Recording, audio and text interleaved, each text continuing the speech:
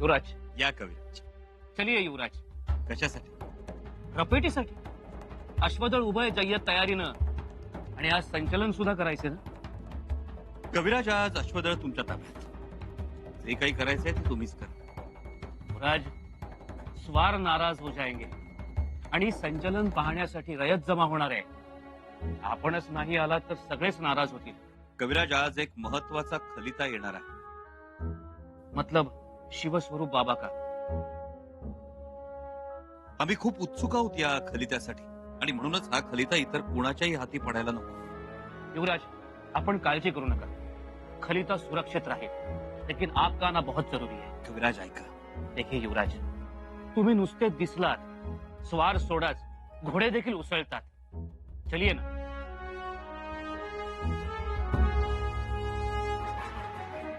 हो अनाजी पंत, तिथं दया माया नाहीच. लगेच चौकशी आणि लगेच अटक. कोणाला अटक?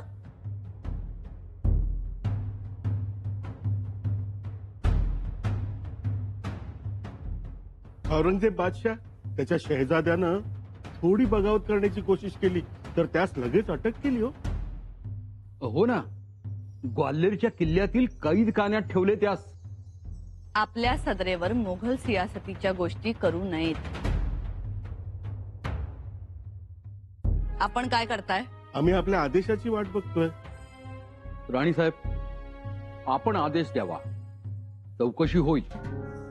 आणखीन एक महत्वाची गोष्ट म्हणजे अश्वदळ उभारले आहे हे स्वराज्याच्या नियमानुसारच. हो, आणि कोणी शिवस्वरूप बाबांच्या सांगण्यावरून. शिवस्वरूप बाबा आमच्या कधीच ऐकण्यात नाही. आमच्याही नाहीत. कदाचित चकवा देण्यासाठी, नाव गुपित ठेवण्यासाठी दुसरं नाव धारण तर केलं नसेल ना.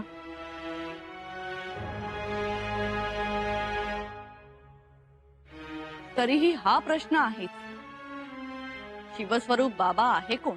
शिवस्वरूप बाबा म्हणजे शृंगारपुरातील शाक्तपंथी शिवयोगी निश्चलपुरी बाबा असणार. पण मला असं वाटतं की हे मौनी बाबा असतील. तेच असा खलिता पाठवू शकतात. आम्हाला असं नाही वाटत. मौनी बाबा यात का पडतील? ते का म्हणतील अश्वदल उभं करा म्हणून? मी सांगतो. महाराणी साहेब, शिवस्वरूप बाबा म्हणजे दुसरं तिसरं कोणी नसून समर्थ रामदास स्वामीच असणार. ते आदेश देऊ शकतात अश्वदळ उभं करा म्हणून. हो, शक्यता आहे.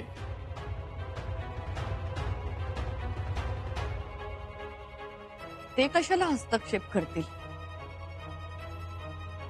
स्वराज्यात ओम नमः शिवाय. ओम नमः शिवाय.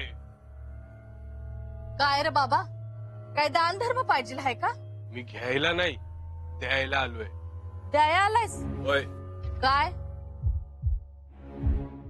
एक गुप्त गोष्ट द्यायला आलोय. युवराज आहेत का? तर कोणती गोष्ट द्यायची हाय?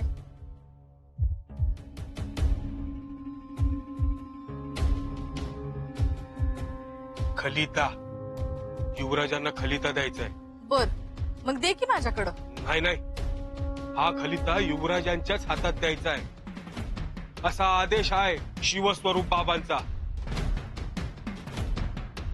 काय रे गोसाव्या, धाराऊ काय म्हणाले ऐकू आलं नाही का तुला? आता सदरेवर कोणी नाही, सगळे अश्वदलाकडे गेले आणि आम्ही युवराजांची बहीण आहोत. देतो खलिता. ओम नमः शिवाय.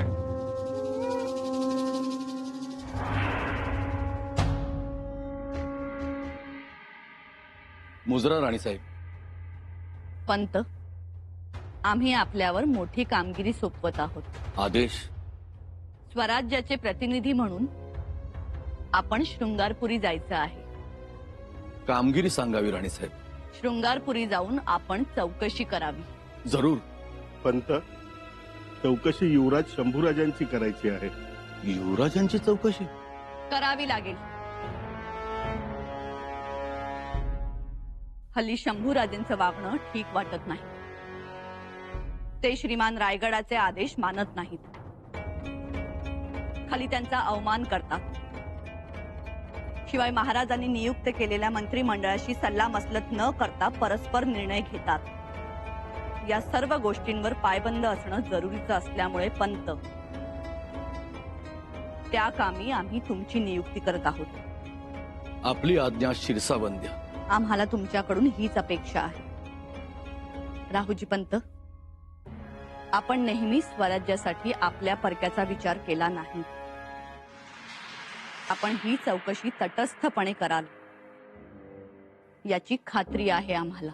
याबद्दल आपण निश्चिंत असा. कुठेही कुचमण्याची, दबावाखाली येण्याची गरज नाही. नाही येणार. राणीसाहेब, आपला आदेश मोठा. आपल्या आदेशासमोर कोणीही मोठे नाही. अगदी युवराजही. बघा हो, राहुजी नानांनी यापूर्वी मोठ्या मोठ्या जोखीमा घेतल्या आहेत. सरनौबत प्रतापराव गुजरांसमवेत मोठा पराक्रम गाजवलाय. शहजाद्यास औरंगाबादेत शह दिला. लाडाच्या करंजातही मोठा पराक्रम केला. एवढंच नाही, महाराज आग्र्याला गेले तेव्हा मोठ्या खुबीनं रायगड सांभाळला होता त्यांनी. हो, महाराज आग्र्यात असताना आऊसाहेबांच्या मार्गदर्शनाखाली यांनी रांगणा घेतला होता. राहुजी पंत, आपला एकूणच वकूफ मोठा आहे. आपण ही चौकशी जरब बसेल अशा तडफेनं करावी. त्यात कोणी मध्ये आलं, कोणी सहकार्य केलं नाही तर त्यावर कारवाई करण्याचे अधिकार आम्ही तुम्हाला देत आहोत. पण राणीसाहेब, अश्वदलाची उभारणी का झाली, कोणाच्या सांगण्यावरून झाली, त्यास कोणी सहकार्य केले आणि हे शिवस्वरूप बाबा कोण याची खडानखडा माहिती आम्हाला मिळायला हवी.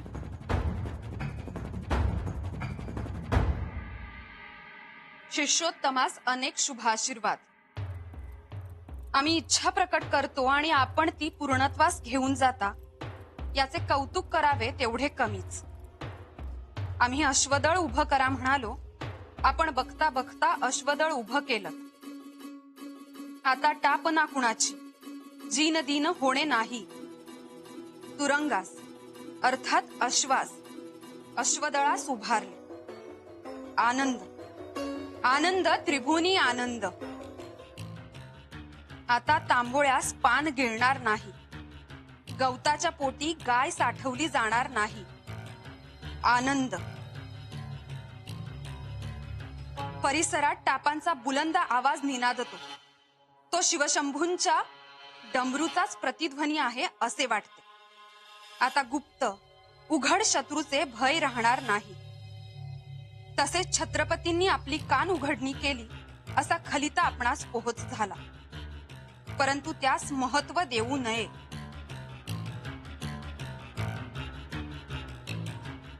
दुर्लक्ष करून आपले ठरलेले इप्सित साध्य करावे.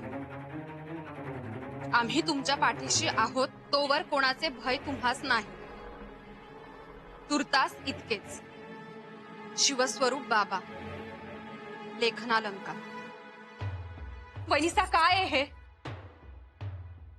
आम्ही काय बोलावं? तुमचेच दादासाहेब आहेत. कोण आहे कोण हा बाबा? छत्रपतींच्या कान उघडणीकडे दुर्लक्ष करा असं म्हणायची हिंमत कशी होते त्याची?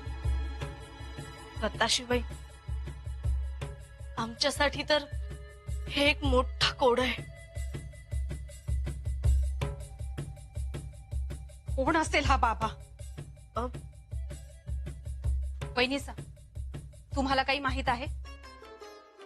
असेलच. दादासाहेब तुमच्यापासून काहीही लपवत नाहीत. नाही बत्ताशीबाई, आम्हाला खरंच काही ठाऊक नाही. आश्चर्यच आहे. तुम्हालाही काही माहित नाही म्हणजे काही अंदाज करता येतोय? आम्ही खूप प्रयत्न केला. काही माग घ्यायला जावं तर दालनात जाण्यास बंदी. पण आम्हाला असं वाटतंय की हा बाबा मोठा अधिकारी, मोठा योगी नाहीतर नावाजलेला संत तरी असणार. त्याशिवाय छत्रपतींच्या कान उघडणीकडे दुर्लक्ष करा असं म्हणायचं धाडस नाही करणार. मग आता आता काय? छडा लावायचा.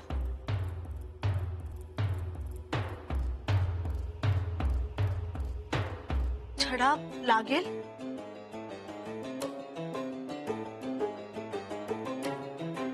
शिवरायांच्या सुनबाई एका बाजूला आणि दुसऱ्या बाजूला शिवकन्या. मग काय अवघड आहे? मग ठरलं तर ही मोहीम पार पाडायचीच. खान साहब आराम करते थी हाँ? समदेसनी सांगा. खान साहब आराम फरमा रहे हैं, ध्यान रखना. जी सरदार. हुजूर, हुजूर, रुकिए. क्यों? खान साहब आराम फरमा रहे. कॉन्ट्रे सरदार, बात ये ऐसी है जो खान साहब से बयां करना बहुत जरूरी है. काय झालं? आज हमने सन्यासियों को देखा. हमें तो वो जासूस लग रहे थे. हाँ? उनके बारे में और कुछ मालूमात करने के पहले वो छू मंतर हो गए. सन्यासी और जासूस ऐसे कैसे हो सकता? ऐसा ही है पांडे सरदार. दक्षिण से रायगढ़ श्रृंगारपुर की तरफ इन जासूसों का आना जाना बहुत दिनों से बढ़ गया था. अब तो हमें लगता है कि ये जासूस यहाँ से बहुत सारे खरीदे नक्शे और यहाँ की खुफिया जानकारी रायगढ़ तक पहुँचाते होंगे. असं आहे काय? हा असल असल. असल नहीं, ऐसा ही है पांडे सरदार. इसके लिए हमें बहुत खबरदार होना चाहिए. शिवाजी पर हमें कतई एतबार नहीं, न ही उसकी औलाद संभाजी पर. कविराज, आपण रहस्य भेद करावा. कोण आहेत हे शिवस्वरूप बाबा? सांगा. जी मैं हे बघा, विना संकोच सांगा. आम्ही याची वाच्यता कुठेही करणार नाही. हो,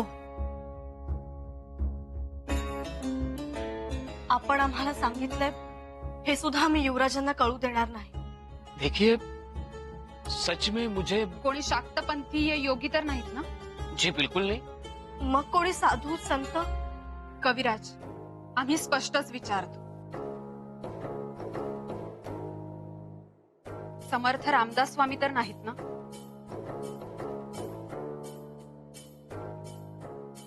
कविराज, जे असेल ते स्पष्ट बोला. दुसरं कोण एवढ्या अधिकारवाणीने सांगू शकतं? सांगा. सत्य सांगायचं झालं तर मला नाही माहिती. हमें कुछ नहीं पता. कविराज, तुम्ही आमच्या दादासाहेबांचे मित्र आहात. तुमच्यावर वाईट वेळ आली तेव्हा दादासाहेबच तुमच्या मागे उभे राहिले. मैत्रीचं प्रतीक म्हणून त्यांनी तुम्हाला अंगठी दिली ना? जी बिल्कुल. मग त्या मैत्रीला यात ठेवून सांगा. नाही माहित. माहित नाही की सांगायचं नाही आम्हाला? नहीं नहीं युवराजनी जी, ऐसी बात नहीं है. शिवस्वरूप बाबा आहेत हे तरी खरं आहे ना? जी, आणि त्यांच्या सांगण्यावरनं आज्ञेवरनं अश्वदळ उभं राहिलंय. त्यांच्या सांगण्यावरून एवढं मोठं अश्वदळ उभं राहतं. त्यांचे एवढे खलिते येतात. ते खलिते बंद दालनात तुम्हाला घेऊन वाचले जातात. आणि बाबा कोण हे तुम्हाला माहित नाही? नाही. बघा कविराज, तुम्ही माँ कालीचे भक्त आहात. तुम्हाला माँ कालीची शपथ आहे.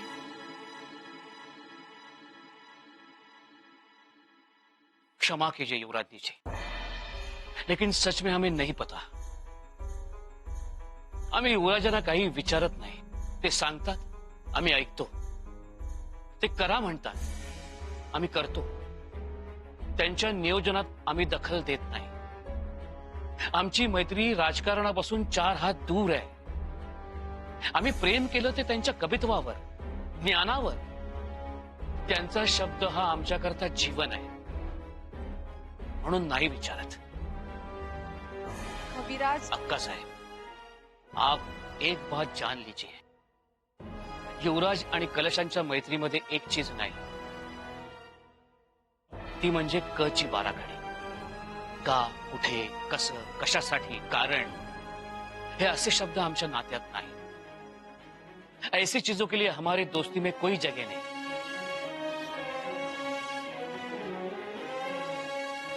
युवराजनी, अक्का साहेब, अनुमती असेल तर येऊ.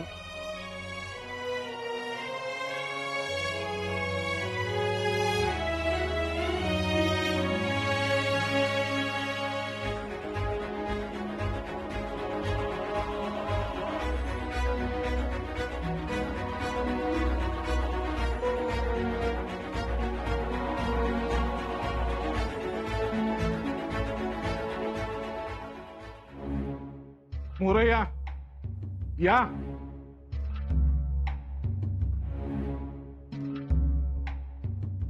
बरं आमसनी इथं कशापायी बोलावलंय? हे बघा, इथं आता तुम्हा सर्वांची चौकशी होणार आहे. चौकशी आमची? आणि ती कोण करणार? रायगडावरनं रावजी पंत आल्या ती, त्यांच्याकडे चौकशी करायचे समधे अधिकार आहेत. पंत आल्यात? अश्वदळ बघून इकडेच यायला निघालेत. अहो पंत आलेत म्हणल्यावर आमची काही चौकशी होणार नाही. आलेच बघा.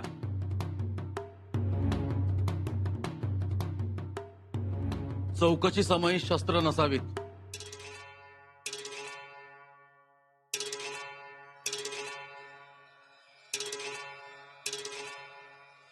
स्वराज्याचा प्रतिनिधी म्हणून अश्वदळ उभारणी मागील हेतूची चौकशी करण्यासाठी मी इथे आलेलो आहे. तेव्हा तुम्हाला जे विचारलं जाईल त्याचं समर्पक उत्तर द्यावं.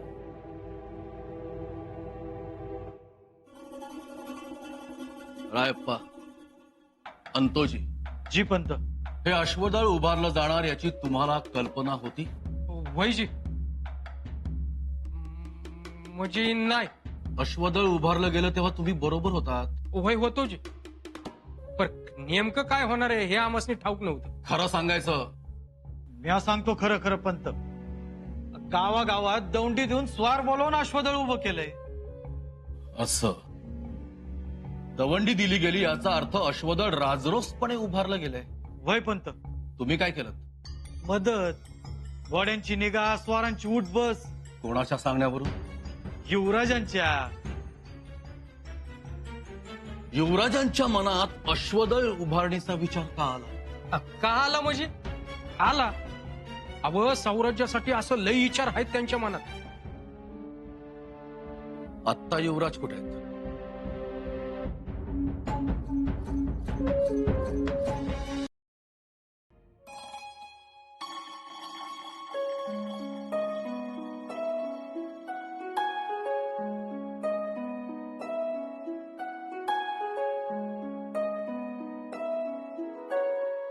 हे अश्वदळ उभारताना तुम्हीच तर सोबत होतात ना? जी होतो जी. पर युवराज सांगतात आम्ही ऐकतो. हे अश्वदळ उभारायला युवराजांना कोणी सांगितलं? जोत्याजी? माहित नाही पंत. खरं सांगायचं, ही शेवटची संधी आहे तुम्हाला. आता जर खरं उत्तर दिलं नाही तर रायगडावर कळवावं लागेल मला की यात तुमचाही सहभाग आहे म्हणून. आणि तेव्हा रायगडाच्या रोषास तुम्हाला सामोरं जावं लागेल. तिथे काय शिक्षा होईल हे मी सांगू शकत नाही.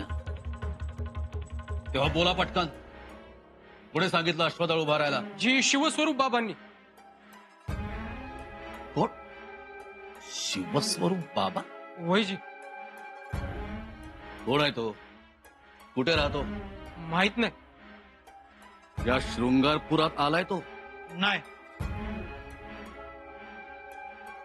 तुम्ही पाहिलाय त्याला? नाही, पर त्यांचे खलिते येतात. खलिते येत्यात? होय. वाचलेत? नाही जी, पण अहो आम्ही आपली चाकर माणसं. युवराजांच्या पाठीमागं सावलीसारखं उभं राहायचं. आम्हाला यातलं काय बी ठाऊक नाही जी.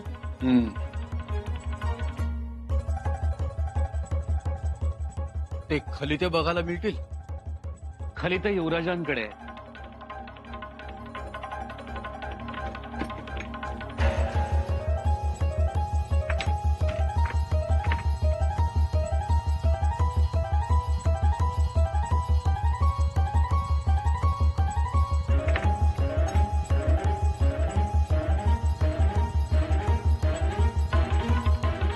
युवराज